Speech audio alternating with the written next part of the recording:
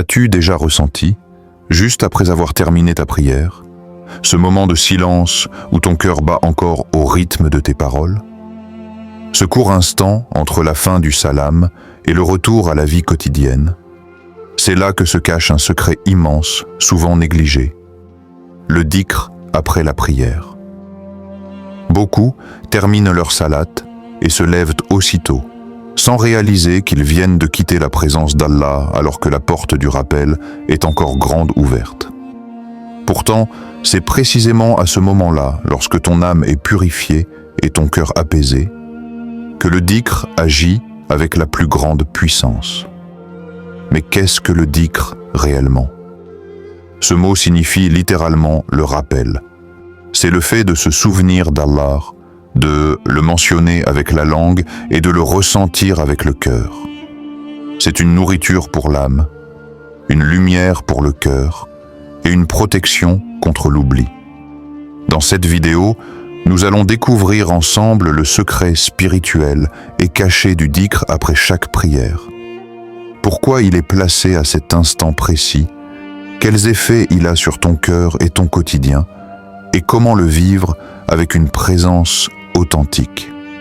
Avant de découvrir le secret du dhikr après la prière, il faut d'abord comprendre ce qu'est réellement le dhikr. Dans le langage arabe, dhikr signifie rappel, souvenir, mention. Mais en vérité, ce mot porte un sens bien plus profond. Le dhikr, c'est le souffle de l'âme. C'est la connexion invisible entre le cœur du serviteur et son Créateur. Allah dit dans le Coran, « Rappelle-toi de moi, et je me rappellerai de toi » Sourate Al-Baqarah 252. Cette promesse divine résume toute la grandeur du dhikr. Quand tu prononces le nom d'Allah avec sincérité, ce n'est pas seulement toi qui te souviens de lui, c'est lui qui te mentionne à son tour parmi les anges. Le dhikr n'est pas une simple répétition de mots. Ce n'est pas une formule magique, ni une habitude mécanique. C'est un acte de vie spirituel, un retour constant vers la source. Il nourrit ton cœur comme l'eau nourrit une plante. Et plus tu te rappelles d'Allah, plus ton cœur se purifie de la peur, de l'orgueil et de la tristesse. Il existe deux grands types de dhikr. Le dhikr général, que tu peux faire à tout moment. Dans la rue, au travail, en marchant, en silence ou à voix basse. Le dhikr particulier, celui enseigné par le prophète après chaque prière. Ce dernier n'a pas été placé là par hasard. Il vient sceller la salate, comme une signature spirituelle pour prolonger la lumière de la prière au-delà du tapis. Le dhikr est aussi un moyen de protection. Le prophète a dit « L'exemple de celui qui se souvient de son Seigneur et de celui qui ne s'en souvient pas est comme l'exemple du vivant et du mort. » Rapporté par Al-Bukhari. Celui qui oublie Allah se vide de sa lumière. Celui qui pratique le dhikr reste vivant, éveillé, habité par une paix intérieure qui le distingue même dans les moments d'épreuve. Comprendre le dhikr, c'est comprendre que ce n'est pas seulement un acte religieux, mais une relation intime. C'est se rappeler d'Allah non parce qu'on doit le faire, mais parce qu'on ne peut pas vivre sans lui. C'est ressentir que chaque mot prononcé, Subhanallah, Alhamdulillah, Allahu Akbar, n'est pas juste un mot, mais un souffle du cœur, une reconnaissance de sa grandeur et de son amour. Lorsque le croyant termine sa prière en disant « Assalamu alaykum wa rahmatullah », il clôt une rencontre intime avec son Seigneur.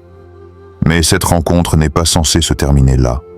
C'est à cet instant précis que commence le dhikr post-salat, celui que le prophète a enseigné à ses compagnons comme un prolongement de la prière, un pont entre la prosternation et la vie de tous les jours. Selon de nombreux hadiths authentiques rapportés par Al-Bukhari et Muslim, le messager d'Allah ne quittait jamais sa place de prière avant d'avoir fait le dhikr. Il restait assis, paisible, et ses lèvres murmuraient les paroles du souvenir. Ces invocations, simples mais puissantes, ont été soigneusement choisies pour purifier, protéger et apaiser le cœur du croyant. Parmi ces formules, on trouve d'abord « Astaghfirullah », je demande pardon à Allah. 3 fois. Pourquoi demander pardon juste après avoir prié? Parce que même dans nos moments d'adoration, il peut y avoir de la distraction, un manque de concentration. Le dhikr commence donc par une humble reconnaissance de notre imperfection, avant d'accueillir la lumière du rappel. Ensuite, le prophète disait « Allahumma anta salam wa minka salam, tabarakta ya dal jalali wal ikram » Ô Allah, tu es la paix, c'est de toi vient la paix, tu es béni, ô détenteur de majesté et de générosité. Cette invocation réinstalle le croyant dans un état de paix intérieure. Elle rappelle que toute tranquillité vient d'Allah, et qu'en le mentionnant, on retrouve ce calme que rien d'autre ne peut offrir. Puis vient le célèbre tasbih. Subhanallah, gloire à Allah, 33 fois. Alhamdulillah, louange à Allah, 33 fois Allahu Akbar, Allah est le plus grand, 34 fois.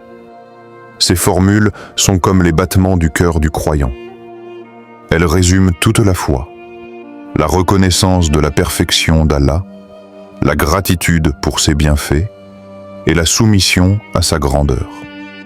Un autre hadith mentionne que celui qui récite ces invocations après chaque prière, avec son cœur et non seulement sa langue, aura ses péchés effacés même s'ils sont aussi nombreux que l'écume de la mer. Rapporté par Muslim. Il est aussi recommandé de réciter Ayat al-Kursi, Surat al-Baqarah, verset 255, après chaque prière. Le prophète a dit: celui qui récite Ayat al-Kursi après chaque prière prescrite, rien ne l'empêchera d'entrer au paradis sauf la mort, rapporté par An-Nasaï. C'est une protection immense, un bouclier spirituel contre les influences du mal et l'oubli d'Allah. Ces paroles ne sont pas de simples formules. Elles ont été révélées pour préserver le lien entre la prière et la vie. Le dhikr après la salat, c'est comme une signature du croyant. Il dit à Allah: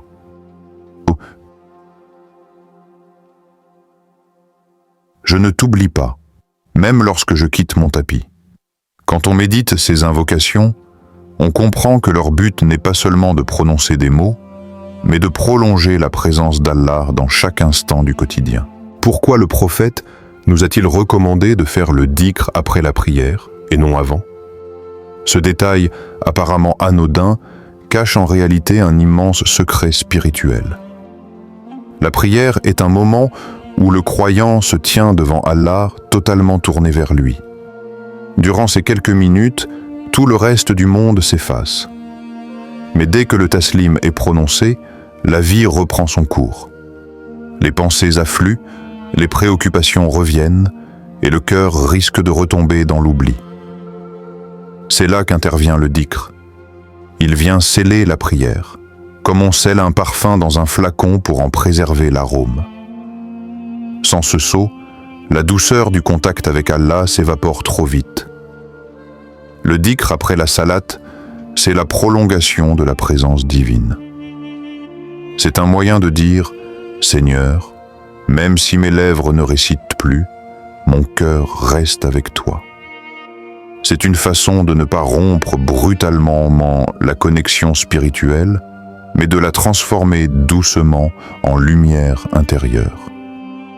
Il y a dans ce moment une symbolique magnifique. La prière purifie l'âme, le dhikr la nourrit. La prière est comme une source d'eau vive, et le dhikr, c'est la coupe dans laquelle tu recueilles cette eau pour continuer à t'en abreuver après avoir quitté la source. Chaque mot du dhikr a une dimension intérieure. Quand tu dis « Subhanallah », tu reconnais la perfection absolue d'Allah et tu t'allèges de ton ego. Quand tu dis « Alhamdulillah », tu remercies Allah non seulement pour ce qu'il t'a donné, mais aussi pour la possibilité même de le remercier. Et quand tu dis « Allahu Akbar », tu réalises que rien, absolument rien, n'est plus grand que lui. Ni tes problèmes, ni tes peurs, ni tes limites. Le dhikr, à ce moment-là, agit comme une purification du cœur après l'acte d'adoration. Il transforme la prière en lumière durable. Car si la salate relie ton corps et ton âme à Allah, le dhikr relie ton cœur à sa présence, même en dehors du moment de prière. Le secret, c'est que le dhikr après la prière ne vient pas simplement compléter un acte d'adoration. Il révèle ce que la prière a laissé dans ton cœur. Il montre si ton cœur a réellement été touché. Celui qui fait le dhikr avec conscience ressent une paix subtile, un apaisement profond, comme si le monde devenait soudain plus léger. Celui qui le fait machinalement passe à côté du trésor spirituel que ce moment recèle. Le dhikr, c'est le moment où l'âme respire après avoir été lavée. C'est une conversation silencieuse entre toi et ton Seigneur, une intimité que personne ne voit, mais que tout ton être ressent. C'est cela le sens caché du dhikr après la prière. Il ne s'agit pas d'un rituel de plus, mais d'un prolongement du lien d'amour entre le serviteur et le Créateur. Le dhikr n'est pas seulement un acte d'adoration, c'est aussi une source inépuisable de bienfaits, visibles et invisibles. Lorsqu'il est fait avec sincérité et présence, il agit sur le cœur, sur l'esprit et même sur le corps. Il laisse une empreinte lumineuse dans la vie du croyant. Premier bienfait du dhikr, c'est la proximité avec Allah. Allah dit dans le Coran, « En vérité, c'est par le rappel d'Allah que les cœurs trouvent la quiétude. » Sourate Ar-Ra'd, 13-28. Cette quiétude n'est pas une simple émotion. C'est une paix intérieure profonde, un état de stabilité que rien ne peut troubler. Lorsque tu termines ta prière et que tu t'assieds quelques instants pour dire « Subhanallah, Alhamdulillah, Allahu Akbar », tout fait descendre la sérénité dans ton cœur. C'est comme si une lumière invisible enveloppait ton âme. Le dhikr renforce aussi la foi, iman. À force de se rappeler d'Allah, ton cœur devient plus sensible à sa présence, plus conscient de ses signes dans ton quotidien. Ce n'est plus seulement une parole que tu prononces, c'est un état que tu vis. Et puis, le dhikr efface les péchés. Le prophète a dit « Celui qui fait le dhikr après chaque prière, ses péchés seront pardonnés, même s'ils sont aussi nombreux que l'écume de la mer. » Rapporté par Muslim. Chaque mot devient une goutte d'eau qui éteint les feux de nos fautes. 2. Les bienfaits psychologiques. Le dhikr apaise le mental. Il libère des pensées négatives, de l'anxiété et de la peur. Aujourd'hui, beaucoup cherchent le calme à travers la méditation, la respiration ou le silence. Mais le dhikr, c'est la méditation de l'âme croyante. Quand tu te rappelles d'Allah, tu te rappelles du sens de ton existence. Ton esprit cesse de se disperser dans les soucis du monde et ton cœur se recentre. Le dhikr, c'est aussi une guérison intérieure. Chaque mot prononcé avec sincérité agit comme un baume sur les blessures du cœur. Il redonne de la force après une épreuve, du courage face à la peur, de la lumière dans les moments d'obscurité. 3e, les bienfaits sur le comportement et les relations. Un cœur qui se souvient d'Allah devient naturellement plus doux. Le dhikr adoucit le caractère, rend plus patient, plus indulgent, plus bienveillant. Celui qui se rappelle souvent d'Allah ne répond pas à la colère par la colère, car il sait que la grandeur appartient à celui qui l'invoque. Les savants disent que le dhikr transforme le croyant de l'intérieur vers l'extérieur. Il rend la langue véridique, les mains utiles et les yeux plus attentifs aux bienfaits d'Allah. C'est pourquoi on voit parfois une personne changer sans qu'on puisse expliquer comment. Elle devient plus paisible, plus lumineuse. Souvent, c'est parce que son cœur s'est habitué au dhikr. 4e, les bienfaits dans la vie quotidienne. Enfin, le dhikr attire la baraka, bénédiction, dans le temps et dans les actions. Celui qui se souvient d'Allah après chaque prière ressent que sa journée est plus fluide, que ses décisions sont plus claires, que sa vie a plus de sens. Le dhikr, c'est une lumière qui accompagne chaque pas du croyant. En résumé, le dhikr apaise le cœur. Il renforce la foi. Il purifie l'âme. Il améliore le comportement. Et il remplit la vie de bénédictions. Ce ne sont pas de simples mots, mais des clés de lumière offertes par Allah à celui qui veut rester proche de lui-même en dehors de la prière. Le dhikr est une lumière, mais comme toute lumière, elle peut s'affaiblir si l'on ne veille pas à la protéger. Beaucoup de croyants font le dhikr après la prière, mais sans en goûter la profondeur. Ce n'est pas par manque de foi, mais souvent par habitude, par précipitation ou par méconnaissance. 1. Le dhikr mécanique. La première erreur, et la plus répandue, est de réciter sans présence. Les lèvres bougent, les doigts comptent, mais le cœur est ailleurs. On pense à ce qu'on va faire ensuite, à un message à envoyer, à une tâche à finir. Et sans s'en rendre compte, le dhikr devient un simple automatisme. Mais le prophète a dit « Le meilleur dhikr est celui où la langue et le cœur sont unis ». Le dhikr n'est pas un exercice de mémoire, c'est un dialogue du cœur. Même si tu dis peu de mots, dis-les avec conscience et ils auront plus de poids que 1000 répétitions distraites. 2. Se précipiter ou le bâcler. Une autre erreur fréquente est de vouloir terminer rapidement. Certains croient que le dhikr est une formalité après la prière, un passage obligé avant de se lever. Mais ce moment, en réalité, est le plus précieux. C'est là que ton âme goûte encore à la lumière de la salate. Le prophète prenait son temps.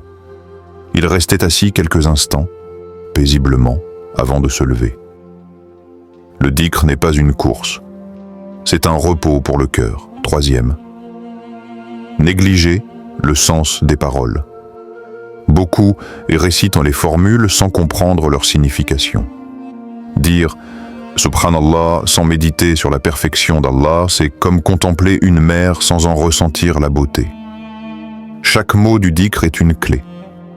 Subhanallah te libère de la fierté. Alhamdulillah t'ouvre à la gratitude. Allahu Akbar t'élève au-dessus de tes soucis. Comprendre ce que l'on dit, c'est ouvrir la porte du cœur. 4. Suivre la foule sans savoir.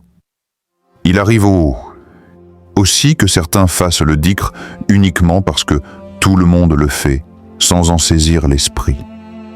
Le dhikr collectif, s'il est fait dans le respect de la sunna, peut être bénéfique, mais il doit toujours rester un acte du cœur, pas une simple imitation. 5. Oublier la constance. Le dhikr après la prière est une habitude bénie. Mais parfois, on le pratique avec ferveur quelques jours, puis on l'abandonne. Or, le secret du dhikr se trouve dans la constance. Le prophète a dit « Les actes les plus aimés d'Allah sont ceux qui sont constants, même s'ils sont peu nombreux », rapporté par Al-Bukhari.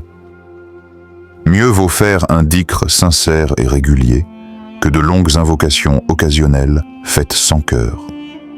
En résumé, les plus grandes erreurs du dhikr ne sont pas dans la forme, mais dans l'absence de présence. Celui qui fait le dhikr avec son cœur, même un instant, goûte à une paix que les mots ne peuvent décrire. Faire le dhikr, ce n'est pas seulement prononcer des mots, c'est vivre un état intérieur, une présence constante du cœur auprès d'Allah. Pour que le dhikr porte ses fruits, il faut apprendre à l'habiter.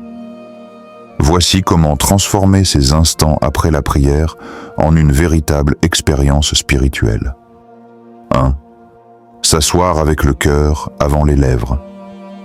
Le dhikr commence avant même de parler. Quand tu termines ta prière, ne te lève pas tout de suite. Reste assis, ferme les yeux un instant, ressens le calme qui t'entoure. Ton cœur vient de dialoguer avec Allah. Laisse ce lien s'approfondir. Respire doucement et rappelle-toi, tu es encore dans la présence du Très-Haut. Ce silence avant les mots prépare ton âme à un dhikr sincère. 2. Comprendre ce que tu dis. Le sens nourrit la présence. Avant de réciter, médite sur chaque mot. Subhanallah, gloire à toi Seigneur. Tu es parfait et je suis dépendant de toi. Alhamdulillah, je te loue pour tout, même pour ce que je ne comprends pas. Allahu Akbar, tu es plus grand que mes soucis, mes faiblesses et mes peurs. Quand tu attaches ces mots à des émotions réelles, ils cessent d'être des sons. Ils deviennent des échos du cœur. 3. Faire du dhikr un moment d'amour. Le dhikr n'est pas une obligation froide, mais un acte d'amour. C'est le moment où tu dis à ton Seigneur « Je ne t'oublie pas ». Essaie de ressentir la douceur de sa proximité. Chaque Subhanallah est une caresse pour ton âme, chaque Alhamdulillah un sourire adressé au ciel.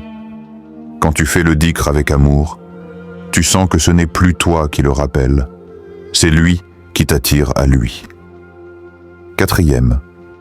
Être constant, même dans les petits moments. Ne réserve pas le dhikr uniquement aux prières. Fais-en un compagnon de ton quotidien. En marchant, en conduisant, en cuisinant, répète doucement les noms d'Allah. Ce n'est pas la quantité qui compte, mais la continuité. Le cœur du croyant est comme une lampe. Plus il se souvient d'Allah, plus la flamme reste vive. 5. Le dhikr du cœur et non seulement de la langue. Le but ultime, c'est d'arriver à un état où le cœur se souvient d'Allah même quand la langue se tait. C'est ce qu'on appelle Adour Dhikr al-Qalbi, le dhikr du cœur. Tu vis, tu travailles, tu échanges, mais au fond de toi, il y a toujours cette présence silencieuse. Allah est avec moi. C'est là que le dhikr devient une lumière permanente, une respiration spirituelle. 6. Chercher la sincérité, pas la perfection. Ne te décourage pas si ta concentration vacille. Même les plus pieux connaissent des moments de distraction. L'important, c'est la sincérité. Allah ne regarde pas combien tu répètes, mais avec quel cœur tu prononces son nom. Un seul Subhanallah sincère peut valoir plus que 1000 répétés distraitement. Vivre le dhikr pleinement, c'est apprendre à marcher dans la vie avec le souvenir d'Allah comme compagnon. C'est transformer chaque prière en un point de départ, et chaque dhikr en une lumière qui te guide jusqu'à la prochaine rencontre avec lui. Tout au long de la prière, le croyant se tient debout, s'incline, se prosterne. Mais après la prière, lorsqu'il reste assis pour faire le dhikr, quelque chose d'invisible se passe. Le cœur s'ouvre. C'est à ce moment-là que le dhikr cesse d'être une simple répétition et devient une porte vers la présence divine. Le véritable secret du dhikr, c'est qu'il ne se fait pas seulement avec la langue, mais avec tout l'être. Lorsque tu dis Subhanallah, ce n'est pas ta voix qui parle, c'est ton âme qui se rappelle d'où elle vient. Le dhikr devient alors un miroir. Plus tu te souviens d'Allah, plus ton cœur se voit tel qu'il est, purifié, humble, vivant. Les maîtres spirituels disent « Le dhikr, ce n'est pas que toi qui te souviens d'Allah, c'est Allah qui te fait te souvenir de lui. » C'est le moment où ton cœur devient le lieu de sa présence. Ce n'est plus toi qui cherches Allah, c'est lui qui t'accueille. Ce qu'on appelle la présence divine, al-Hudur, c'est cet état de conscience où le croyant ressent qu'Allah est là, qu'il l'écoute, qu'il le voit, qu'il le protège. Ce n'est pas une émotion passagère, mais une paix profonde, une lumière intérieure qui ne s'éteint plus. Le prophète a dit, Allah dit, « Je suis avec mon serviteur lorsqu'il se souvient de moi, et si ses lèvres bougent par mon nom, je suis auprès de lui. » Hadith Qudsi. Quel honneur plus grand que celui-là. Le dhikr devient alors un rendez-vous intime avec le Seigneur des mondes. Et voici le secret. Le dhikr ne change pas Allah, Il change celui qui le prononce. Il transforme la peur en confiance, la tristesse en sérénité, la solitude en proximité. À force de se souvenir d'Allah, le cœur devient comme un jardin, calme, fertile, baigné de lumière. Le dhikr après la prière est donc bien plus qu'un acte recommandé. C'est une invitation à demeurer dans la présence d'Allah, même lorsque la prière est terminée. Celui qui comprend cela ne quitte jamais vraiment la prière, car son cœur reste prosterné, même quand son corps se relève. Le dhikr après la prière n'est pas un simple acte de piété. C'est une rencontre avec la présence d'Allah, répétée 5 fois par jour, offerte à celui qui veut garder son cœur vivant. C'est le prolongement secret de la salate, la respiration de l'âme, la nourriture du cœur. Quand tu termines ta prière, ne te lève pas tout de suite. Reste assis un instant. Ferme les yeux. Laisse ton cœur parler avant ta langue. Dis Subhanallah comme si tu voyais la grandeur d'Allah dans chaque chose. Dis Alhamdulillah comme si tu remerciais pour tout ce que tu comprends et tout ce que tu ignores. Dis Allahu Akbar comme si tu libérais ton âme du poids de ce monde. Ce moment de dhikr, c'est ton refuge. C'est là que se trouve la paix que le monde ne peut ni donner ni enlever. Souviens-toi, Allah a promis, invoque-moi, je te répondrai. Sourate Ghafir 40-60. Alors réponds à cet appel. Fais du dhikr ton compagnon, ton ancrage, ton souffle, et tu verras jour après jour ton cœur changer. Car le vrai secret du dhikr, c'est qu'il ne se termine jamais. La prière finit avec le taslim, mais le dhikr continue. Dans la marche, dans le travail, dans le silence, dans la vie. Que ton cœur devienne un écho vivant du nom d'Allah. Et qu'à chaque prière, tu entres un peu plus dans cette paix que seul le souvenir d'Allah peut offrir.